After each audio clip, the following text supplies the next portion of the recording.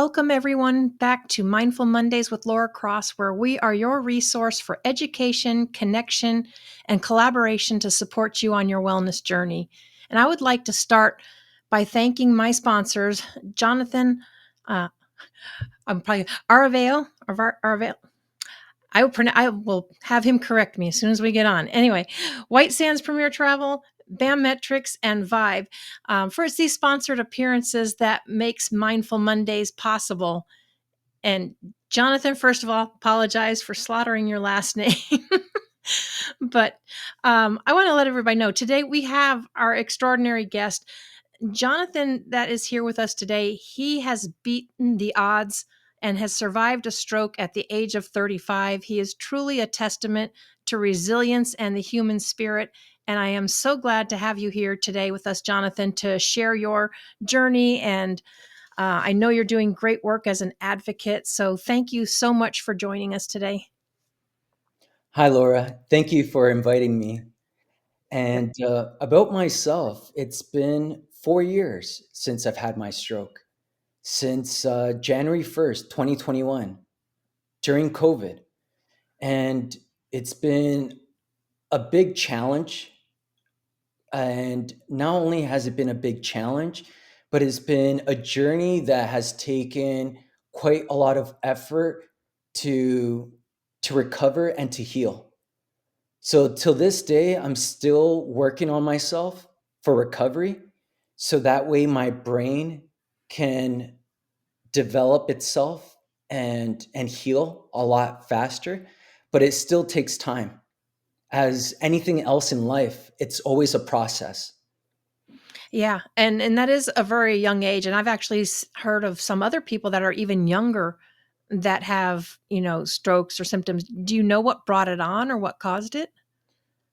Well, in the beginning, I wasn't sure the moment that I had my stroke, especially during COVID, since it was during that period of time. It was something that happened starting the new year, and I got rushed to the hospital.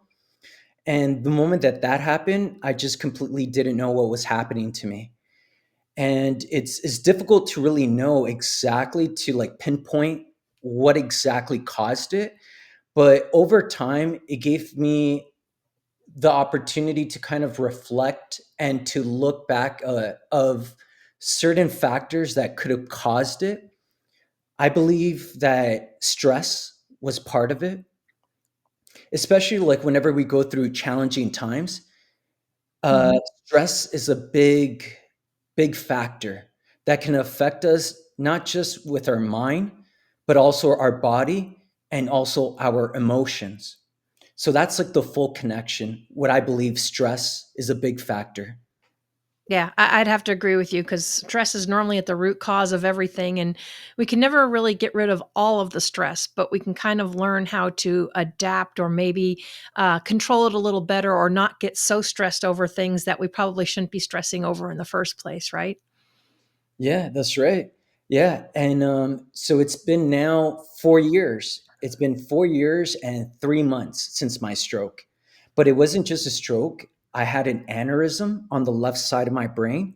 So I wouldn't be here today. So it's actually a miracle to be here today for the fact that I have that second opportunity to live. And based on my faith in God, that gave me the opportunity to change my lifestyle and apply new things in my life where I can change the way I think, the way I talk, and the way I act. Because I think that every single time that we apply new things in our lives, it changes our lifestyle in many different ways. So that was part of the strength that I received through my faith Hmm. in God, and as well for the fact that I started to apply many things that I learned over the years and even till this day. So everything takes time. But the moment that we do apply things in our lives is what changes us. It changes us by many different ways. And that's how we get that second opportunity is through that love, through that grace, and through that mercy. Yeah, absolutely, and I'm kinda glad you clarified that with the aneurysm because most people that I know of that have had, like, an aneurysm, it's very quick and sudden, and most people don't recover from that. That's right. Most people don't recover. The doctors were surprised. They're like, Jonathan, you're young. How did you have a stroke and an aneurysm? You would have been dead. Yeah, As blood was flowing all over, and they couldn't understand how is that possible. So everything just started to, within that same day, it just started to work in the form kind of like a drainage, where okay, like a vacuum, where all that blood that was flowing all over the brain is started to just how do I describe it? Um, it started to kind of just like filter out somehow, where okay. it kind of stopped to kind of like damage my brain cells, my neurons, and all that stuff. So it's, in reality, it is a miracle, just because there's no words to describe how it happened. Right. But I was affected though. I was affected physically. I was affected with memory, with cognitive, also with mobility. I was affected on my right side from arm to leg, and especially since I was affected on my left side. So usually the opposite gets affected. I was affected with vision. I was affected with a lot of sensitivity, Mhm.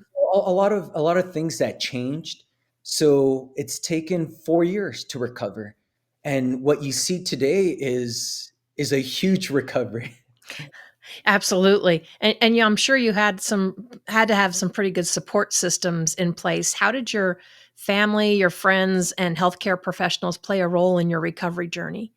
Yes, a big support. So I had a big support with my parents, my older sister, um, a lot of family, and also people from the church, and a lot of prayer all over the world. That we had a lot of family and friends that would share my story of what I was going through, and just asking for that support through prayer. And just continuing having that faith and that belief and that hope that eventually something is going to change, something is going to work out better. But the only way that something like that happens is only if we learn to accept and to apply it in our lives, and little by little we put it into practice. That's how we get results, that's how we get change, because we need to first learn to accept that anything that has happened to us, any setback or any changes, sometimes we don't understand why it happens, and sometimes we don't know why it happens. But even though we don't know the exact answer for everything in our lives, but we still have that chance and that hope, and we do get that second opportunity. So once we get that second opportunity, we just need to learn how to apply it in our lives. And little by little, that's how the changes happen in our mind, our body, and also our emotions. The full connection. Yeah, full connection, and that's true. I mean, did you ever find yourself ever kind of spiraling, or did the support kinda help you from getting stuck in that, I don't wanna say pity mode because that's traumatic, but sometimes we get stuck in, "Why me? Why did this happen?" instead of, "What can I do to fix it?" Yes, definitely. You usually feel frustrated, you feel angry, you feel worried, upset, different emotions that you start to develop whenever something bad has happened, either to yourself or either a loved one. And whenever we go through all those emotional um, experiences and those traumas that we develop, it's hard to go through it. So the way that I was able to cope was through connecting with other people that were a form of support, such as my parents, my sister, and also other people with faith that were a form of support, that they would encourage me, they would listen to me, and they would also provide mentorship. So I find that whenever you connect yourself with the right people, that's the best way that you can grow and strengthen yourself and get that encouragement. And at the same time, I started to later on, after like maybe about 2 years, I joined in a nonprofit organization, and I started to look for support. And this nonprofit organization is called March of Dimes. And March of Dimes is really well known here in Canada, and I believe over there in the US too. Yes, they are. Hmm. Yeah, and they help support many people with disability and also other factors that a lot of people go through, a lot of challenges. And I reached out to them, and they were a great form of support for me during that early 2 years of stroke. Nice. So is that kind of part of the advice of what you would give others that are seeking support for when they're trying to find what a supportive network they could have? Yes, I believe so. I think it's so important to connect with community. It's so important to connect with family, friends, and also other mentors, people that are knowledgeable and people that have experienced a lot in life, that are able to connect with others that are going through the same stages in life, because it's so hard to understand someone unless you're actually going through it. Right. Right. And I always tell people, I said, yeah, I don't even like to use the word understand. You might be able to relate, but unless you are that person, because we're all different individuals, we all have, different beliefs. So you can relate to it. You may not understand it because you're not in their skin. Right. Exactly. That's correct. Yeah. Yeah, we all go through different things in our lives, and we all have different stages and different mindsets.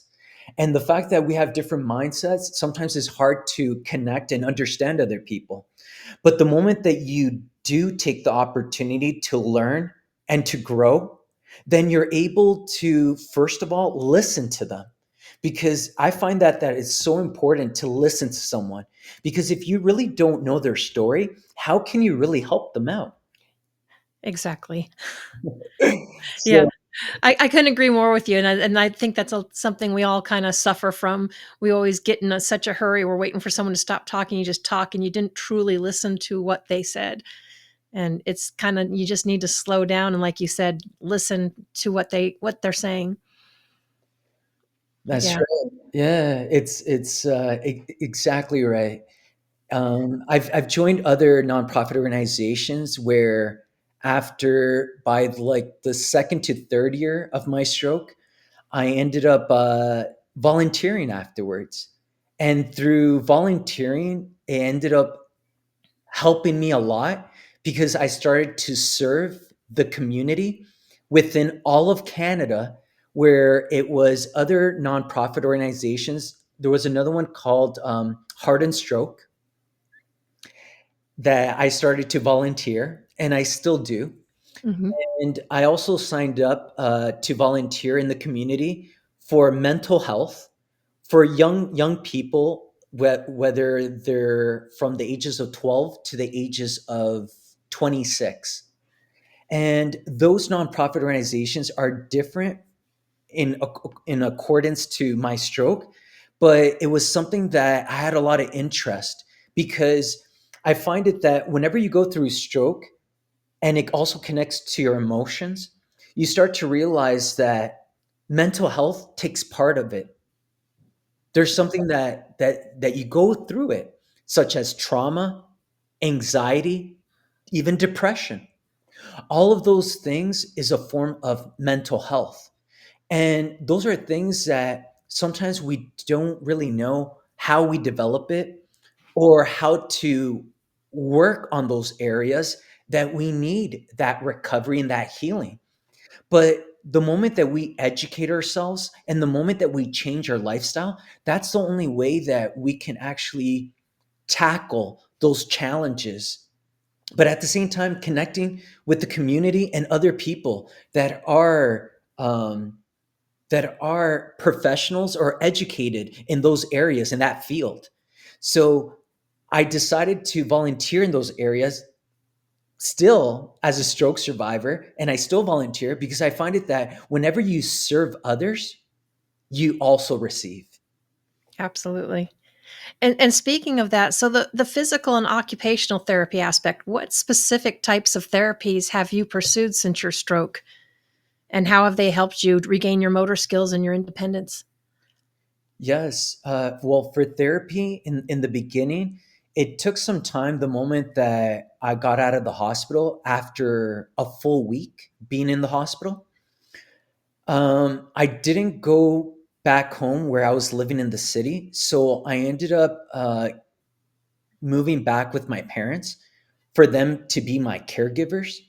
So ever since, for the 4 years, my parents have been caregivers till this day. Mhm.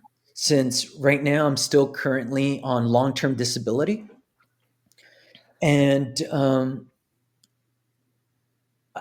for therapy, I ended up, especially since it was during COVID, it was very hard to kind of get the therapy that I actually needed. It took some time. So after a few months, I started to get therapy with a speech pathologist, an occupational therapist, physiotherapy, a social worker, a nutritionist, and a few other things that I had to reach out to receive support. And all of this, since it was done during COVID, I had to do this virtually. Right. Even though it was very challenging for me, virtually, I had to try to follow the steps of speech, of memory, of cognitive understanding, and also movement. I had to do certain exercises that were very challenging and very difficult. But later on, I did have at home support where virtually ended up becoming in person at home. So I received that for a good 7 months. And then I continued doing it all the way till this day. I still do it by myself. I still carry those exercises in all those areas. Nice. Yeah, it's one of those things so it's in a sense you're kind of rebuilding, right? All over. The stuff that we had learned from a kid, you go to adult, but then when this happens, it's almost like starting over, I would imagine, right? Yes, Yeah. yes. Yeah, everything is a process, and till this day, I still continue that process when it comes to speech, memory, cognitive, even improving my when it comes to sensitivity. Since my vision, it wasn't as well. It was always 24%, but it got reduced because of the stroke. Mhm. And so I wear glasses when it comes to reading or looking at a computer screen or the TV for long periods of times. I have that sensitivity. Even like the sound, whenever it's loud noise, I have to be far away just because it affects my sensitivity with the sound. Wow. Also, tiredness. Sometimes you still feel fatigue, very tired. So all of that has to do with things that cause stroke. And sometimes a lot of people don't understand what stroke is. But the moment that you do understand, there's a lot of things that have affected the brain. That's why the brain is like a computer. It's so important that we need to take care of our brains. Yes, we do. And Yeah. maybe you can explain to them a little bit then about what a stroke is. Yes. A stroke is something that affects you in different ways. So it affects you where there's two different types of strokes. There's um, there's there's the ischemic stroke, which is caused by blood clots, and those blood clots, when it goes to your brain, it could cause a blockage where there's no circulation of brain. I mean, sorry, of blood. Hmm. So our blood is so important that our blood needs to flow.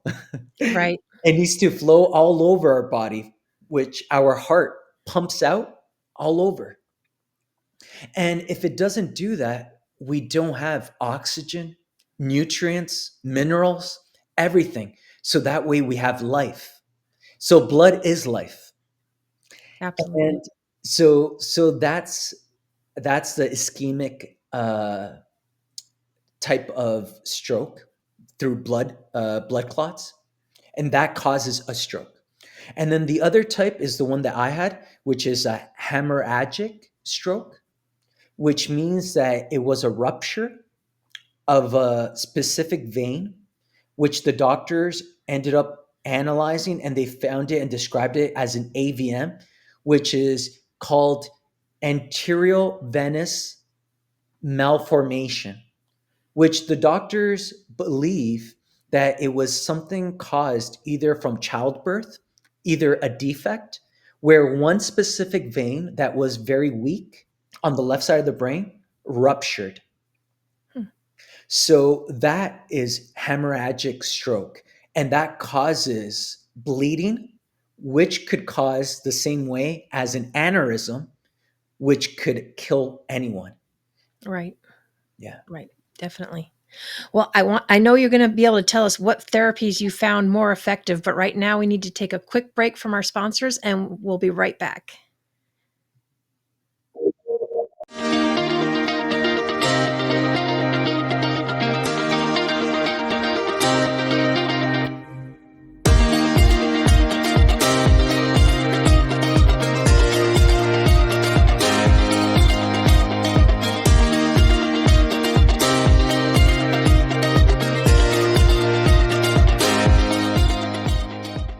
Hi, I'm Bobby Aldridge with BAM Metrics. There are so many programs out there that measure your swing speed, sets, reps, your BMI, your body fat, but the one thing they're not measuring that's so essential is mobility.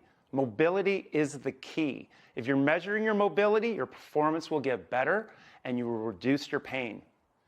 I created BAM Metrics to make it easy for people to repeat the exercises so they could do it properly at home on their own. It's simple, it's easy to do, and from a senior to a pro athlete.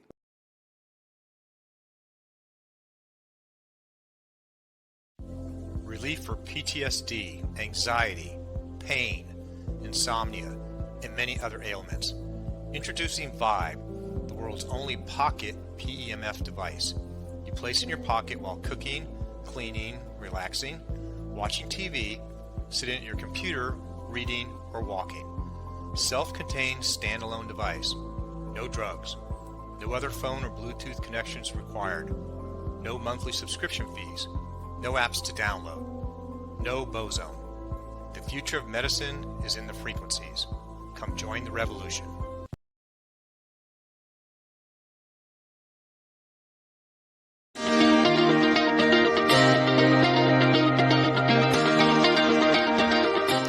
So, Jonathan, in your experience, what therapies or practices did you find most beneficial for your recovery, and why? Yes, the different therapies that I took throughout my whole journey, these 4 years, have been a lot of active through doing exercises, and at the same time nutrition, which is very important because I always find that the best medicine is what we eat. And also, I also found that cognitive therapy helped a lot when it came to improving my memory, understanding. And at the end, I just had to apply all of these different skills into my life. And I still do. And the way I do it is also by going to the library and I read a lot of books because I always find it that the more knowledge you gain, the more stronger you become in all areas. So over these 4 years, and I still continue. I go to the library, I grab a different book, and I always learn something new because it's so important that the moment that we learn something new, it just strengthens us, giving us more knowledge, more ability, and more confidence. And we need that each day. Yeah, absolutely. So, what exactly is cognitive therapy for those that don't know? Yes. So for cognitive therapy, I was doing that virtually for about a year. And I do different exercises when it comes to do with numbers, names, patterns, symbols, uh, and also clocks.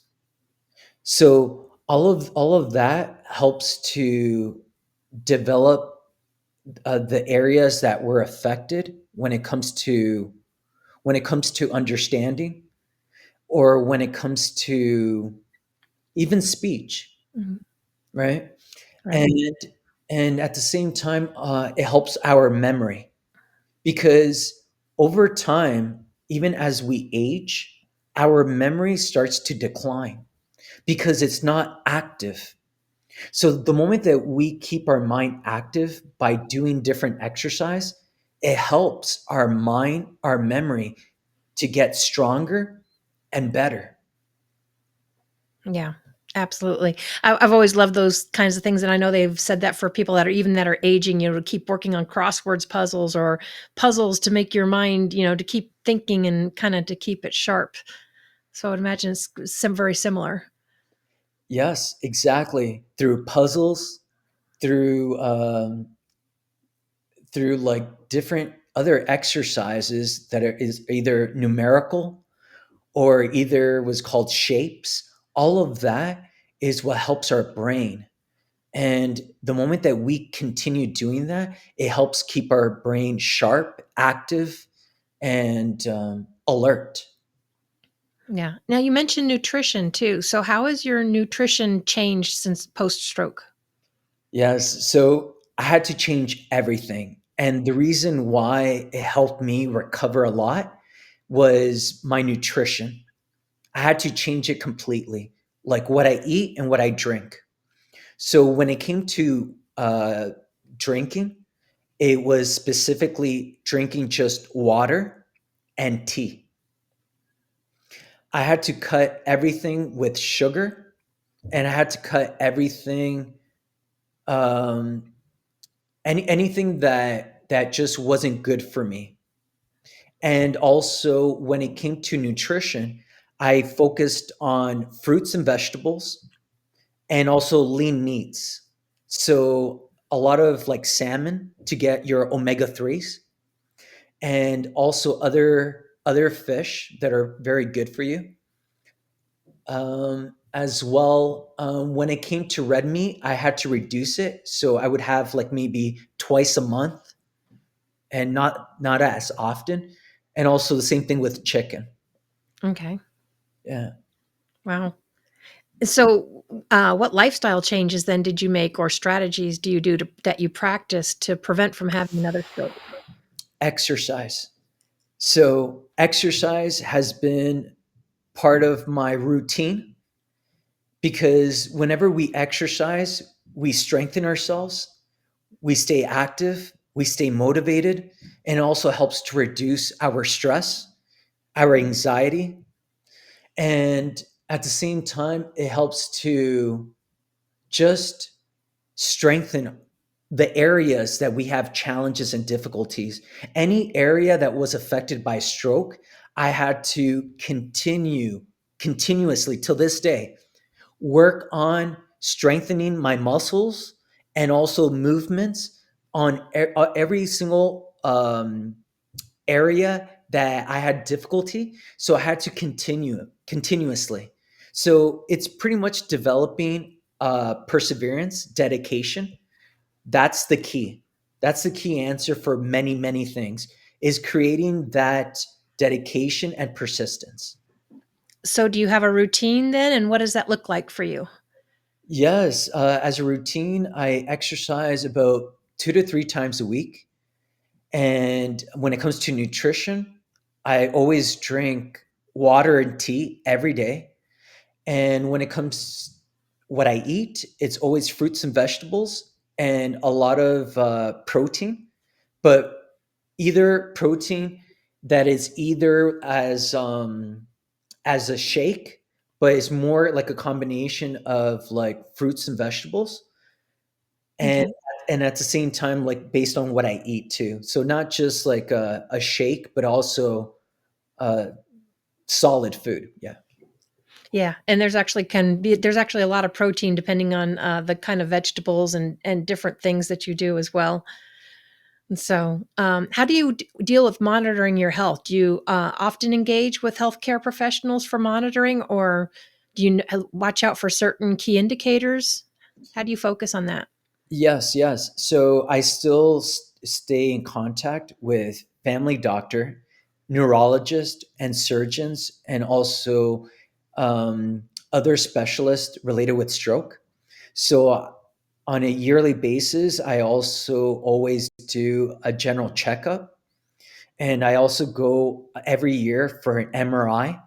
So every year that I go for an MRI is to detect to see how my brain is healing from the AVM, because from the initial stroke, 3 months later, I had another surgery, and the surgery that I chose to have is called radio gamma knife on the left side. And I chose to do that with technology where they use radiation, where the AVM that ruptured based on the aneurysm and stroke, Mhm. uh, radio gamma knife is a form of surgery that it's painful, but at the same time is very effective because they use radiation.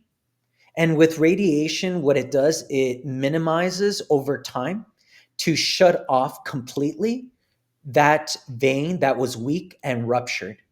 So throughout the 4 years, it's been reducing so much that it's almost completely gone. So that way Wow. it never ruptures again. So, in a sense, you've almost kind of like erased that vein, or you're erasing it, basically. Yes. Wow. Yes. Can you feel that? You can't feel it. No. I was just curious. So some people are very in tune and sensitive, but I'm like, that just, yeah, I was just No, wondering if you, no, you can't feel it because it's internal in your brain. Mhm. Right. And at the same time, but what I do feel is a lot of headaches, a lot of tension and pressure. But that has to do because of stroke. Okay. Anyone that has gone through stroke or either a brain injury, it affects your brain because your brain is not fully healed, and at the same time, it's not in its normal state. The moment that a brain has been damaged, it's been affected in many ways because it starts to kill and destroy all of your neurons Mhm. and a lot of other connections, because your brain connects, sends signals and makes connections with every part of your body. That's why it's so important to keep your brain healthy and strong, because it sends signal to lift up my hand, to speak, to see, to walk, to talk, anything. Our brain tells us what to do. If our brain is healthy and sharp, it's active, it lives long. Our body lives long. But if our brain is not healthy, your body shuts down. It doesn't function. So do you think there'll ever be a time where you won't have to worry about it, or is this just something you're going to have to monitor the rest of your life?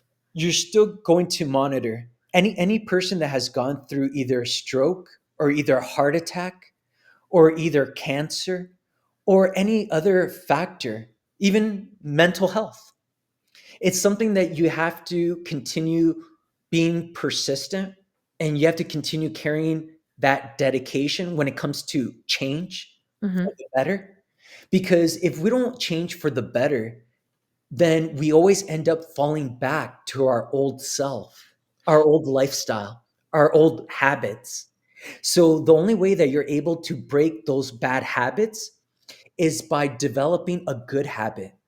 And that good habit will help you maintain yourself mentally, physically, and emotionally. So it's something that you have to continue on a daily basis till the end. Yeah. I would imagine this was pretty life-changing for you. How has it changed your perspective on life? Or It's has it?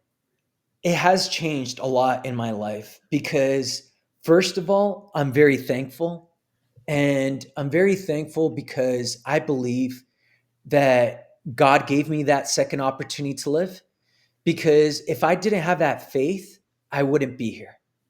And if I didn't change my lifestyle, my old self, because I did live a life that was a lot different that I haven't really shared.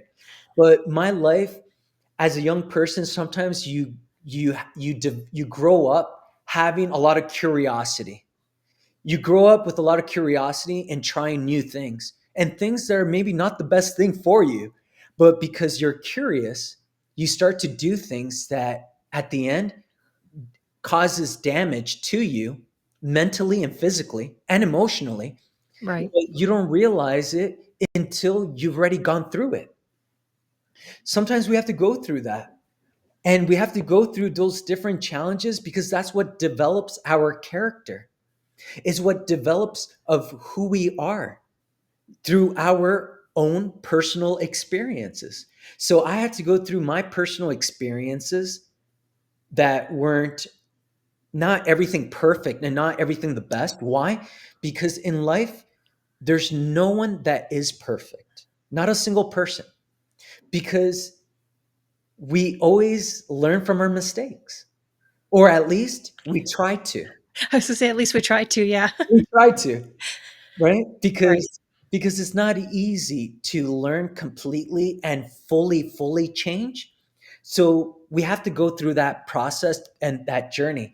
And that's what I'm doing. And it's helped me to build my character, to change the way I think, the way I talk, and the way I act. That's why to this day, I still volunteer, and I volunteer in 3 nonprofit organizations related with stroke, related with heart attacks, and related with mental health. And my desire now is to help a lot of people.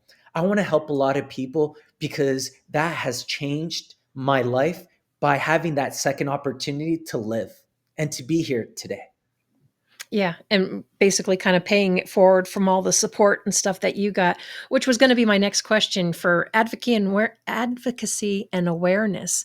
How are you using your experience to raise that awareness and prevent stroke prevention and recovery in the community? Yes, the way I help through the community, within the family, within friends, and even strangers, I've changed everything in my life by serving others and by being a difference, by showing that love, by showing that compassion, and by showing that desire to make a difference. And the only way that can actually happen is until we take a step forward and put it into action. So I do it by going to fundraisers. I also do it by my volunteering. And I also do it in everywhere I go. Anytime that I have the opportunity to speak to someone, I just ask them questions. I listen to them and I show them that love and compassion. And then I share with them my story. And the reason why I do that, because sometimes you really don't know what someone's going through. And and everyone goes through different stages of life. But whenever you kind of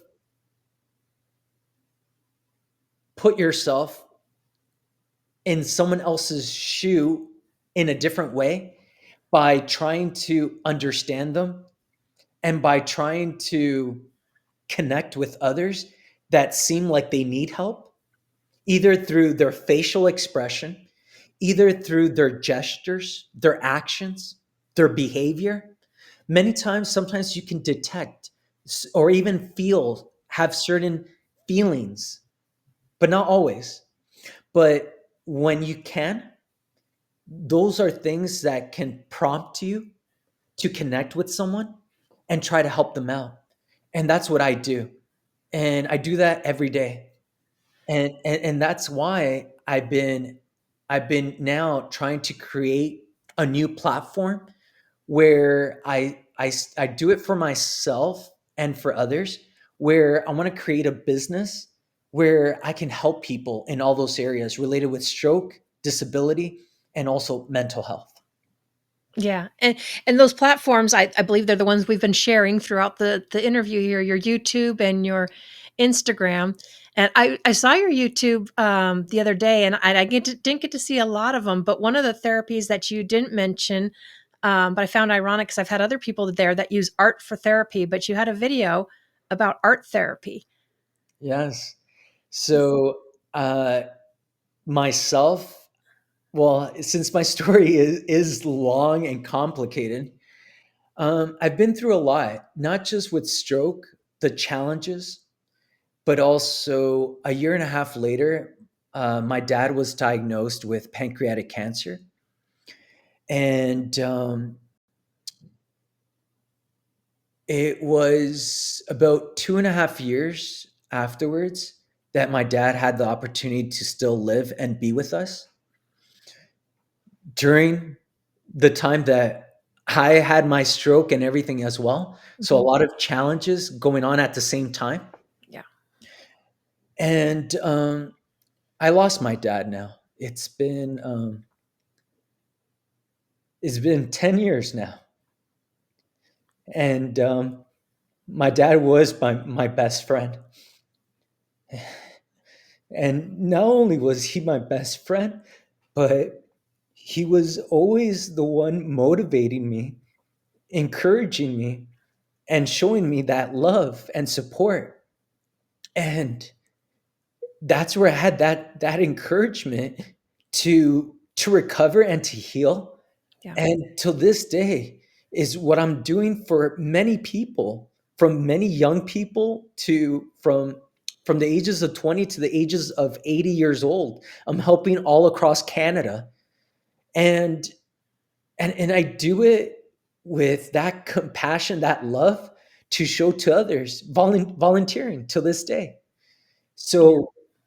So it's not easy when you go through a lot, but at the same time, when you lose someone that you love very much, it's hard.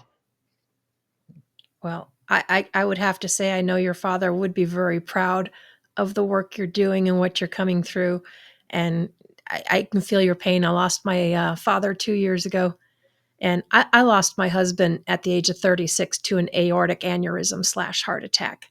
He was 36, so I'm super excited for you that you have been able to come through this and do so much good and help others, because yeah, no one should be going through that at that young age or even younger. So you're doing amazing, and I want to thank you too for taking the time and sharing all of this with us. But I know it's not easy, especially when life keeps throwing stuff at you, but you're doing very well. Yeah, thank you, Laura. Yeah. uh, what you were telling me about the other therapy, it's art therapy. The Hmm. art therapy that I joined is for grief support. So art therapy helps for grief support, and it's something that helps out. It's kind of taking you into getting yourself in a different environment that helps you share your story. It helps you to connect with other people that are going through the same grief, and that's why I ended up taking art therapy. Yes. It's something I probably should look at myself. I never even knew about it until I started doing this show and I started meeting people and that started coming up. And I guess just because you get the chance to express yourself and put it out, but maybe you can't find it in words, but you can draw it, right? Or- Exactly. Sometimes it's hard for people to express it through words. So instead, through drawing, you can express your feelings, your emotions through art, or even through building things or sculptures or anything that is creative. Because each one of us, we all carry a gift. and a Mhm. purpose. And the fact that we carry a gift and a purpose on this earth, we need to use it. We need to embrace it. Because if we don't use our gifts and our talents, then we still kind of have a hard time to determine our own personal identity. But once we do find an identity within us and we apply it, then that's how we find a purpose on this earth. And that purpose on this earth is greater than what we think. But we need to first figure ourselves out. And once we figure ourselves out, then we have to heal ourselves, the inside, before we can help others as well. Right. Yeah, absolutely. So, what message would you like to convey about supporting stroke research or advocating for better healthcare services for survivors? Yes, well, I encourage everybody to continue staying strong, to continue being hopeful, and at the same time connect with people that have either similar or either challenges that can help one another. And I believe that connecting with the community is so important because community is what strengthens a lot of people, because we do live in a time where there's a lot of division.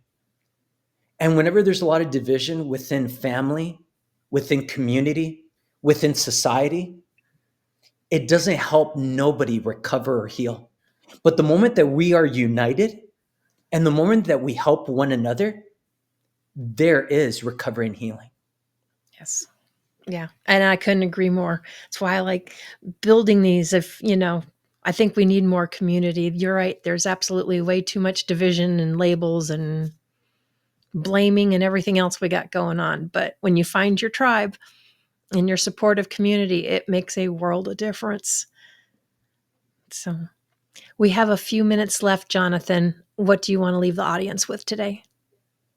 Yes. Well, I'm grateful to be here today. It's my first time being in this live interview. And I'm very happy to be here because I'm able to share this story that can impact anyone's life that is going through either stroke, disability, or mental health. And I wanted to just share my story. I wanted to give that support and that love to show to others that are going through these similar challenging times, and that there is an opportunity, and there's I don't know what else to say, but You're living proof there's light at the end of the tunnel. yeah, that's right. I'm the living proof that that I'm still alive, and that all it really takes is us. It's us to change ourselves, change our lives. Because the moment that we change our lives is the moments that we make a difference, not only within ourselves, but also within the lives of others through your actions. We need to take action. If we don't take action, there's no difference. There's no change. So that's what I can encourage everybody, that to take action. Yes, absolutely. And I think you are doing amazing, Jonathan, and I want to thank you. So the best place for people to connect with you is on your Instagram, correct? Or your YouTube channel. Yes, yes. Anyone can find me on YouTube and also on Instagram, which is called project.20.1 and also project 21. Yep. Or we made it easier for you. You got a QR code. They can just scan it. But I really want to thank you because it takes a lot of courage to be able to share all that. And you have been through so much. And obviously, I can tell it really makes you happy to help make a difference and to reach out to others that have been struggling with that, or maybe they've experienced that, or they know someone that's experienced with it. So thank you very much for sharing all of those resources and your journey with us. I greatly appreciate it. Yes. Thank you, Laura. Yes, absolutely. So if anyone, if you are struggling with any of these things that we've been talking about, obviously you can see how passionate Jonathan is. Reach out to him, connect with him on Instagram or follow him on YouTube. Help him build his channel and help him get that word out there, because together we can do more. So thank you, everyone, and we will catch you next time.